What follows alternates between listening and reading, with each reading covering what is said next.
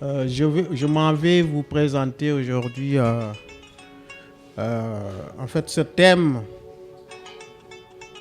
nommé très fonctionnel des espèces végétales, une avenue pour prédire les effets ou l'effet des changements climatiques sur le fonctionnement des écosystèmes. Je ne veux pas revenir sur la définition de ce que c'est un écosystème. Ça serait très long, tout le monde le sait ici. Ce qu'il faut rappeler tout simplement, c'est qu'un écosystème est régi par trois composantes. Donc la composante chlorophyllienne, les producteurs, les consommateurs et les détritivores. Dans cet écosystème, comme vous le savez, il y a beaucoup de choses qui s'y passent, mais principalement, il y a ce qu'on appelle les flux d'énergie et de matière qui circulent entre le sol et la plante, qui sont très importants. Parce qu'en fait, ça dépend des mécanismes d'utilisation et de restitution des ressources à l'échelle de la plante et peuvent conditionner le bon fonctionnement de l'écosystème. Donc, ce flux d'énergie est très important. Ou bien même, j'allais dire, les flux d'énergie sont très importants. Ainsi, donc, dans cet écosystème, il y a deux processus. Le premier processus de synthèse appelé productivité primaire est la quantité d'énergie chimique, composée organique, issue de la conversion de l'énergie lumineuse par les plantes vertes. Le second processus est la dégradation physique et chimique des détritus qui permet la libération d'éléments minéraux accessibles à la plante. Donc la décomposition reconstitue les réserves de nutriments, comme vous le savez, les nutriments inorganiques que les plantes et les autres autotrophes utilisent pour fabriquer de la nouvelle matière organique. Et ce passage des éléments entre milieu organique et matière vivante est désigné sous le nom de cycle biogéochimique. C'est ça qui est important ici. Ce cycle biogéochimique, c'est le cœur, c'est le moteur de l'écosystème. Ce cycle-là, s'il est perturbé, l'écosystème est perturbé. Et en fait, nous mettons le focus sur ce cœur, ce moteur de l'écosystème qui est le cycle biogéochimique. Alors, donc aujourd'hui, les changements globaux ont affecté largement le fonctionnement des écosystèmes, donc le cycle biogéochimique, et plusieurs études tentent de comprendre le phénomène en utilisant une nouvelle approche. Comment devons-nous comprendre? Sur quel levier devons-nous actionner pour mieux comprendre le comportement des espèces qui composent l'écosystème, le comportement de ces espèces face aux effets climatiques, face au changement de leur milieu?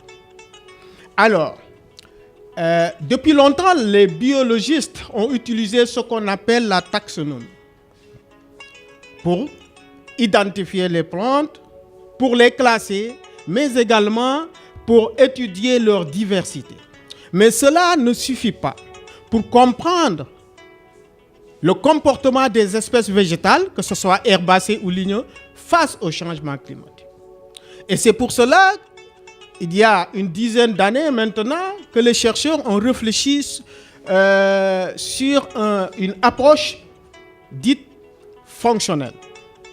Cette approche fonctionnelle est basée sur les traits fonctionnels des espèces, les traits fonctionnels étant toutes caractéristiques physiologiques, morphologiques ou phénologiques, mesurables à l'échelle de l'individu, de l'arbre ou de l'herbacée et pouvant renseigner sur le comportement de la plante face au changement climatique. Et c'est ça qui fait vraiment la nouveauté dans l'approche fonctionnelle.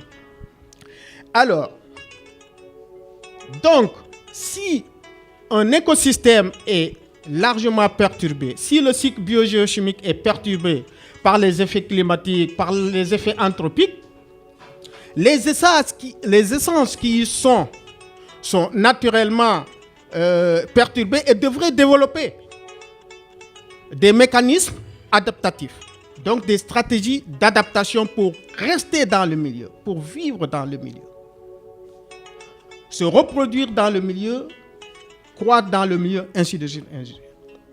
Alors, pour comprendre cela, il faut donc travailler sur les stratégies d'adaptation de ces espèces-là. Les stratégies d'adaptation des espèces, il y a ce qu'on appelle un compromis qui est développé par ces espèces. C'est en fait un compromis, un trade-off, soit acquérir les ressources ou conserver les ressources. Dans les milieux semi-arides, par exemple, les espèces auront tendance à conserver les ressources parce que les ressources sont limitées. Dans les milieux fertiles, les espèces auront tendance à acquérir plus de ressources parce que elles sont appelées à photosynthétiser tout au long de l'année. Et pour maintenant comprendre cela, il faut travailler, il faut étudier, il faut mesurer les traits fonctionnels de ces espèces-là. Comme vous le savez, ou bien je le rappelle tout simplement, que certains traits, comme la surface spécifique foliaire, qui renseigne sur la capacité photosynthétique de l'espèce, devrait donc nous guider dans les choix d'aménagement des espèces. Alors, la longueur spécifique des racines aussi, qui peuvent renseigner sur la capacité d'acquisition ou de conservation des espèces, devraient également nous guider dans le choix de l'aménagement, aussi bien au niveau des forêts ou dans les espaces cultivés. Donc, ceci étant, il paraît donc important que les recherches actuellement, pour mieux comprendre le comportement de ces espèces-là, pour mieux comprendre l'effet des changements climatiques sur le fonctionnement des écosystèmes, les recherches devraient donc être axées beaucoup plus sur l'étude des traits fonctionnels. Et mieux, en plus de ces traits que je viens d'énumérer, la SLA, la SRL, il est important alors de souligner que pour mieux comprendre l'effet des changements climatiques sur les écosystèmes, il y a des traits, et beaucoup de traits, ou des covariantes de traits qui renseignent sur l'effet des populations d'espèces sur le fonctionnement de l'écosystème, ou même la réponse de ces espèces-là face au changement climatique. Donc l'effet, ça sera une covariance de traits. Les traits foliaires et les traits racinaires vont certainement réagir de la même manière face à un déficit hydrique, par exemple, ou bien face à un feu, ou bien face à une tornade.